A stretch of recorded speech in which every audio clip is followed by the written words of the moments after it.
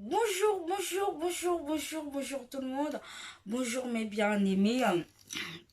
Je vous salue tous dans le précieux nom de notre Sauveur et Seigneur Jésus-Christ qui fait beau aujourd'hui.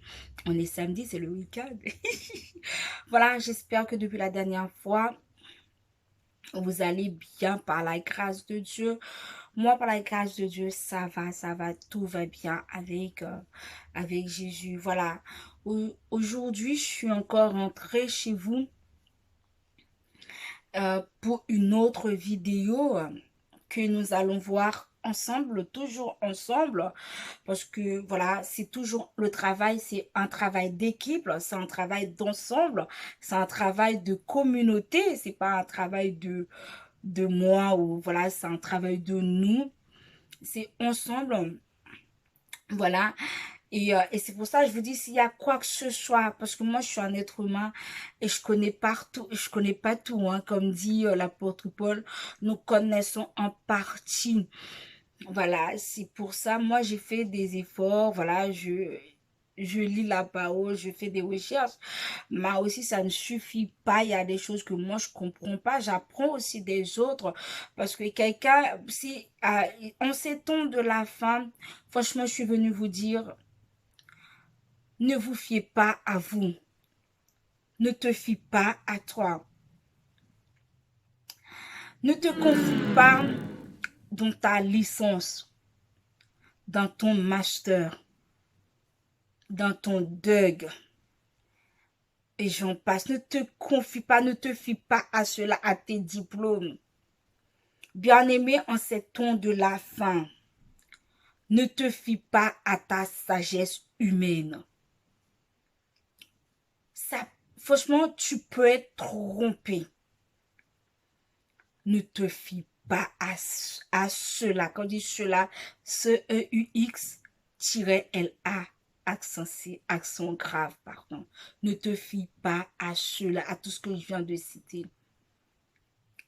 Ne te fais pas confiance en tant qu'humain. Mais tu dois faire confiance avec l'Esprit de Dieu qui habite et qui demeure en toi, en vous, en nous. Voilà. Je vois en ces derniers temps, euh, euh, je regarde beaucoup des gens qui se vantent, parce que la Bible dit en ces derniers temps, on aura beaucoup de vantardises, on aura l'esprit de cupidité, l'esprit de fanfaron, l'esprit de cupidité, l'esprit de vantardise, l'esprit de tout et de tout. Bien aimé, des gens qui se vantent, des gens qui se fient à eux-mêmes. Puis je vous encourage aujourd'hui. Ne vous fiez pas à vous-même. Ne te fie pas à toi-même. La Bible dit, si tu crois être debout, garde-toi d'être tombé. C'est la parole de Dieu qui nous le dit. Quand tu te sens trop bien assuré, c'est alors que tu es déjà par terre. Puis, gon bagay yo kon di, gon so kabrit ou kon prend, lorsque ou trop bien assuré, ou trop bien campé, ou trop fier de vous-même, tu te gonfles les chevilles, tu te la pètes, comme on dit, pardonnez-moi l'expression, tu te la vantes. Euh, franchement, je vous dis, je suis venue aujourd'hui vous encourager, vous conseiller plutôt. Ne te fie pas à toi-même. Ne te fie pas à tes études, au diplôme que tu as, à ta licence, à ton doctorat, à ton master degré. Ne te fie pas à cela. À ton contrat de travail, le CDI que tu as, ne te fie pas à cela. Ne te fie pas, je ne sais pas, à ton compte en banque. Quand tu regardes ton compte en banque, tu vois qu'il y en a des zéros, il y en a des chiffres. Hein. Mais ne te fie pas à cela. Quand tu regardes ton économie, quand tu regardes ton business, ça avance. Tu vois que ça marche bien, ça avance. Je suis venue aujourd'hui te dire, tout ça là, ça passe. Le monde et ses convoitises passent. Il n'y a qu'une seule chose qui reste et demeure, c'est la parole de Dieu. N'appuie pas, il y a Proverbe qui nous dit, ne t'appuie pas sur ta sagesse. Franchement, appuie-toi sur la parole de Dieu. La parole de Dieu qui est Dieu lui-même. Ne te fais pas confiance. Ne laisse pas l'orgueil t'entraîner, comme dit le psaume 36. C'est une prière que j'aime faire. Seigneur, je veux pas que l'orgueil trouve l'adresse de mon cœur, l'adresse de mon âme, l'adresse de mon esprit. Verrou toute porte à cela. Verrou toute porte, toute fenêtre à l'orgueil, à le moi, à l'égocentrique. Ouvre mon cœur à ta parole. Alléluia. Ouvre mon cœur à ta parole. Je veux pas, je veux pas jouer la fière de moi-même, fière de ce que j'ai accompli. Qu'est-ce que je peux de moi-même? Non. Comme la parole de Dieu dit, qu'as-tu que tu n'aies pas reçu? Tout ce que j'ai vient de toi, Seigneur. C'est ta sagesse en moi. Je réclame ta sagesse, je réclame ta puissance, je réclame ton intelligence, je réclame... Seigneur, tout vient de Dieu, mes bien-aimés. Tu n'as rien que tu procures qui vient de toi. Tout vient de Dieu. Pourquoi te lamentes-tu autant? Pourquoi te vantes-tu autant? Tout vient de Dieu. En ces temps de la fin, bien aimé, en fait, j'ai pas pris le temps de remercier les bien-aimés qui ont fait confiance à l'Esprit de Dieu, qui est en moi, qui s'est abonné à la chaîne, franchement, ainsi qu'à YouTube, à Facebook. J'ai aussi un compte Instagram. Pour l'instant, voilà. Je voudrais vous remercier de tout cœur, sincèrement. Sincèrement, je voudrais vous remercier. Merci à la sœur Sandrine Louisa. Merci à la sœur Kerline Polistan, dont j'avais oublié la dernière fois. Excusez-moi, ma sœur, je vous présente toutes mes excuses. À Amour éternel, à la sœur Fleurville, Esther Ministries, à la parole vivante de la sœur Lucie Zéphir, à la sœur Elamis, et j'en passe. Tous ceux qui m'ont fait confiance, qui ont fait l'Esprit de Dieu qui habite en moi confiance, pas moi. Franchement, je ne suis rien. Lorsqu'un vent passe sur moi, je ne suis plus. Je ne suis qu'un ver de terre. Je ne suis qu'une vapeur, comme dit la parole de Dieu. On n'est rien sans la présence de Dieu en nous. Peu importe le nombre d'années d'études que tu peux, franchement, accomplir. Peu importe ce que tu peux accomplir dans ta vie professionnelle, sociale ou morale ou même spirituelle. Mais sans Dieu, tu n'es rien. Tu peux avoir, c'est pour ça l'apôtre Paul dit, j'ai considéré tout comme de la boue. Bien aimé, je ne donne aucune importance à aucun bien matériel. Je pense que les gens qui me connaissent, on va dire ça, c'est vrai. Moi, je regarde, franchement, c'est pour ça, je vis comme quelqu'un, je vis grand, bien aimé. Malgré que je ne possède rien, mais je vis grand, très grand. J'en ai aujourd'hui, je dépense. Je regarde pas pour demain. Depuis toute petite, je suis comme ça. J'en ai pas non plus. Je suis restée tranquille. Et je vais pas dire à quelqu'un, ah, tu sais, j'ai pas un... Non. Je vis comme une grande. Mais c'est ma façon. J'aime pas me plaindre pour ce que j'ai pas. J'aime pas ça. Et tu vas pas le voir non plus sur mon visage. Non. Voilà, c'est pour ça, tout ce qu'on a besoin, mais tout ce qu'on a besoin de ces derniers temps, comme nous dit la parole, en fait, je suis rentrée, comme je disais, je suis rentrée chez vous avec une vidéo intitulée, qui a pour titre, en fait, le sujet, le terme, c'est l'importance de la prière en ces temps de la fin. L'importance de la prière en ces temps de la fin. Que nous trouvons dans, si on veut, dans euh, euh, Matthieu 25, le Matthieu 25, verset 1er à 13 qui dit ceci. Le terme clé, c'est en fait, c'est le verset 13. Alors le royaume des cieux sera semblable à 10 vierges qui, ayant pris leur lampe, allèrent à la rencontre de l'époux. 5 d'entre elles étaient folles et 5 sages. C'est l'église d'aujourd'hui, une figure de l'église. Les folles, en prenant leur lampe, ne prirent point d'huile avec elles. Mais les sages prirent avec leur lampe de l'huile dans des vases. Comme l'époux tardait, ça c'est le piège, bien aimé. Comme l'époux tardait, toutes s'assoupirent et s'endormirent. Au milieu de la nuit, on cria, « Voici l'époux! Allez à sa rencontre. » Alors, toutes ces vierges se réveillèrent et préparèrent leurs lampes. Le verset 8.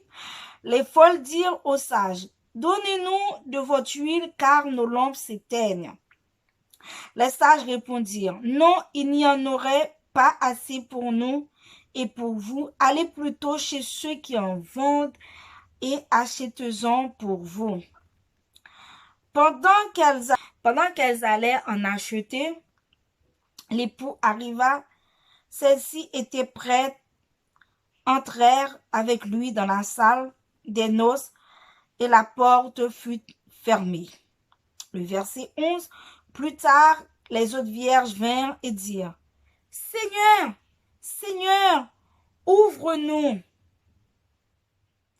Mais il répondit, « Je vous le dis en vérité, je ne vous connais pas. » Et le verset 13 qui dit ceci, « Veuillez donc, puisque vous ne savez ni le jour ni l'heure. » Comment est-ce qu'on peut veiller? Comment est-ce qu'on peut veiller? Uniquement dans la prière et dans la méditation de sa parole. Comment est-ce qu'on peut veiller? Tout comme dans le livre de Luc, je crois, Luc 6, Luc 6, verset 12, qui dit ceci.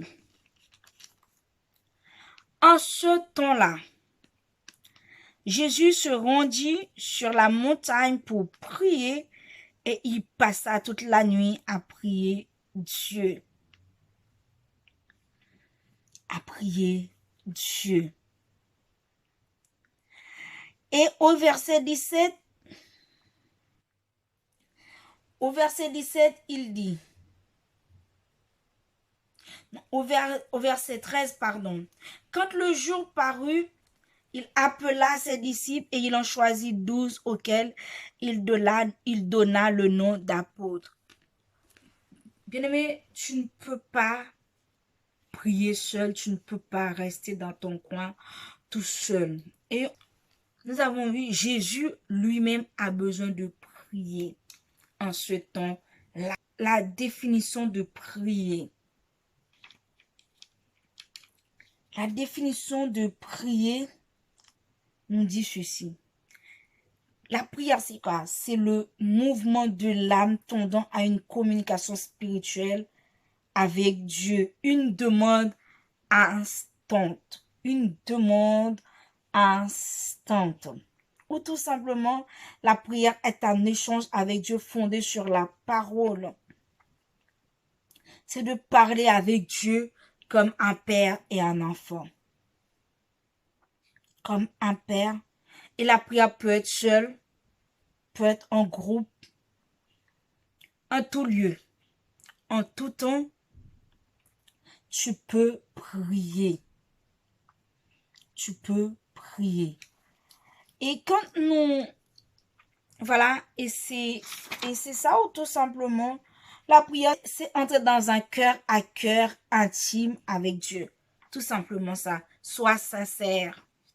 La prière, voilà ce qui résume la définition de la prière, c'est d'entrer dans un cœur à cœur intime avec Dieu. Sois sincère dans ce que tu dis. En ces temps de la fin, c'est pas le temps de, comment je peux dire ça? C'est plus le temps de jouer le match vu. En ces temps de la fin, c'est plus le temps du faux semblant, comme j'avais dit euh, la dernière fois, précédemment. Non, là, bien aimé, en ces derniers temps, on devrait être sincère. Comme a dit 2 Corinthiens 5, 17. C'est le temps où on doit voir comme Galates 5, verset 22, 23 jusqu'à 25, qui parle des fruits de l'esprit. On doit voir quels fruits as-tu dans ta vie? Quels fruits portes-tu? C'est quoi tu dégages? En ces temps de la fin, dans ton comportement, à qui ressembles-tu? À qui? Comme il a dit 2 Corinthiens 5, 17, 2 Corinthiens, si quelqu'un est un Christ, il est une nouvelle créature. Les choses anciennes sont passées et voici toutes choses sont devenues nouvelles. Es-tu une nouvelle créature aujourd'hui? Ou demeures-tu toujours dans tes actes passés, dans tes actes d'autrefois? Es-tu transformé? Es-tu devenu une nouvelle créature en Jésus-Christ? Comment elle est ta vie aujourd'hui? Après 10 ans d'enseignement, après 15 ans de conversion, après 20 ans de conversion, après 30 ans de conversion, elle est comment ta vie? Est-ce que tu as une bonne conscience? Parce que être chrétien, c'est d'avoir une bonne conscience. Est-ce que tu as une bonne conscience? Tu as une bonne conscience? Ta conscience te reproche. Est-ce que ta conscience te reproche aujourd'hui? Si ta conscience te reproche, il est encore temps. Il est encore temps. Parce que ton seul juge là, c'est le Saint-Esprit et ta conscience. Tu peux beau tromper les gens, tu peux beau faire de la manipulation. Parce que quand je suis à l'extérieur, regarde, je m'arrange bien, je m'arrange bien. On voit, je vais tout cacher, je vais tout cacher, on voit pas. Oui, oui, mais, oui. Tu t'arranges bien à ce qu'on ne voie pas, à ce qu'on ne voie pas tes défauts, à ce qu'on ne voie. Personne n'est parfait, je suis venue te dire. C'est pas ce que je suis venue te dire. Tout le monde a ses défauts, tout le monde a ses mœurs. On en fait le maximum d'efforts pour rester dans la normale. Moi, je suis venue te dire, qu'est-ce que ta conscience te reproche? Fais-tu pas pour plaire aux gens comme Galate l'a dit? À qui veux-je plaire? Tu veux plaire à qui? tu joues le faux semblant quand tu es parmi les gens, tu montres que tu es une personne, je ne sais pas, tu te mets sur un piédestal. Mais franchement, tu te connais, mais quand tu prends la parole de Dieu, tu te connais, franchement, tu te reconnais face à la parole de Dieu. Oui. Pourquoi, de qui te moques-tu en réagissant comme ça? Nous voyons qu'il n'y a pas que Jésus qui s'était retiré et allé à la montagne des Oliviers, à la montagne de je ne sais pas. Mais on voyait aussi Jean-Baptiste à un moment donné, il s'était retiré et allé dans le désert et se nourrir de la sauterelle. Mais il y a un moment, je suis venue te dire, tu t'exposes trop. Tu, tu joues trop, je perds le mot. Tu veux jouer, tu recherches l'éminence, il n'y a pas de souci. Mais franchement, même David, à un moment donné, était parti caché. Ah, c'est dans la grotte, je crois. Lui aussi, tout comme Élie aussi, était parti se cacher dans la grotte, qui s'était nourri par le corbeau. Puis, mais il y a un moment dans ta vie où tu dois prendre un recul. Tu dois prendre, franchement, moi, c'est pour ça, on me dit que, parce que là, l'évangile qu'on voit là, bien aimé, l'ennemi, il fait tout l'ennemi pour nous distraire. Il y a un temps de distraction, c'est ce qui arrive dans Matthieu 25, les 10 sages. Il y en a 5 qui veillaient, mais il y a 5 autres qui étaient dans la distraction, qui se le sait, soit je ne sais pas, qui a pris des vacances, qui a pris des congés, qui a laissé leur Bible, qui a laissé de côté leur temps de prière, qui a laissé tout de côté spirituellement, mais qui s'est vagabondé l'esprit dans tout, je ne sais pas. Et tu as vu que l'époux est arrivé, leur a surpris. L'époux leur a surprise. Pardon. Et tu as vu les 5 autres, les 5 bien-aimés qui étaient sages, qui avaient l'esprit de Dieu en elles, qui étaient animés, voilà, qui restaient dans la prière et dans la méditation de la parole de Dieu, étaient prêtes. C'est quoi lui? Que symbolisait lui? C'était l'esprit de Dieu qui était en eux. Parce que l'esprit de Dieu est fragile, bien-aimé. Des fois, tu penses que c'est l'esprit de Dieu qui est en toi. Hey, l'esprit, il est déjà parti, l'esprit de Dieu. C'est la chair qui mouvementait en toi. L'esprit de Dieu est fragile.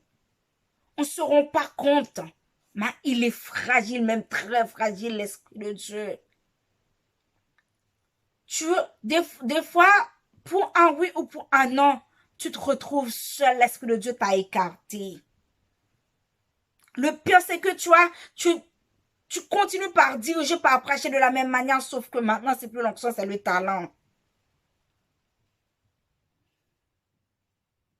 Le pire, c'est que à l'église, on est tous des flatteurs. À l'église, on est tous des flatteurs. Ah, sauf Béatrice en tout cas. On est tous des flatteurs. Tu vas pas aller voir le frère ou la soeur pour lui dire, et on n'a pas conscience aussi quand on n'est pas bien, quand on va pas bien, pour dire, si on vient nous solliciter pour diriger, pour prier, pour prêcher, on peut être honnête, sois honnête mon frère, sois honnête ma soeur, de dire que non, tu connais ta vie, tu connais ce que tu es en train de pratiquer, mais malgré tout, tu sais que tu as laissé ta vie de prière depuis, tu sais que tu as laissé ta Bible depuis, tu sais que tu n'es plus dans des affaires spirituelles, mais avec ton audace, tu réponds oui. Tu es venu jeter du venin sur les gens. C'est pour ça qu'on est rentré sec à l'église, on est ressorti comme on est rentré. Au contraire, on est rentré sage, on est ressorti avec de l'esprit agité. Parce que ce n'est plus l'esprit de Dieu qui se mouvait dans le lieu, mais c'est l'esprit de l'autre, je ne sais pas quoi là. Parce que tu es animé. Tu ne peux pas dire, tu ne peux pas être sincère. Il n'y a pas une seule. C'est comme dans le psaume 14 qui dit, il n'y a pas un seul qui soit sincère. Es-tu sincère, mon frère? Es-tu sincère, ma sœur? Est-ce que tu as une bonne conscience? Partie 1, l'importance de la prière en